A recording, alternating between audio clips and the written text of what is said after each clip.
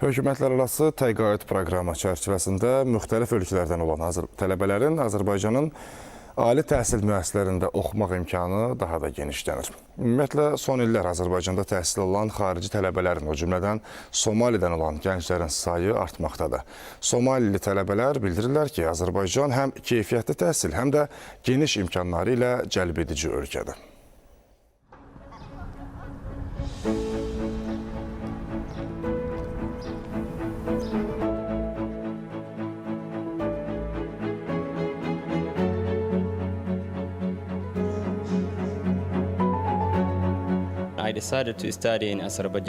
Müxtəlif variantları araşdırdıqdan sonra gördüm ki, Azərbaycan mənim axtardığım imkanları tam təqdim edir. İnformasiya texnologiyalarını seçməyimin səbəbi Azərbaycanda bu sahənin sürətlə inkişaf etməsidir. Heydər Əliyev adına təqaüd əsasında təhsil alıram. Təhsil sistemi gözləntilərimi doğruldub. İlk vaxtlar Azərbaycan dili ilə bağlı müəyyən çətinliklərim var idi. Lakin Azərbaycanlılar çox mehriban və yardımsevərdir. Müəllimlər də çox biliklidir. Bu il əldə etdiyim ən böyük nailiyyətlərdən biri Azərbaycan dilini öyrənməyim olub. Artıq bu dildə ünsiyyət qururam və məni çox sevindirir. Yaşasın Azərbaycan.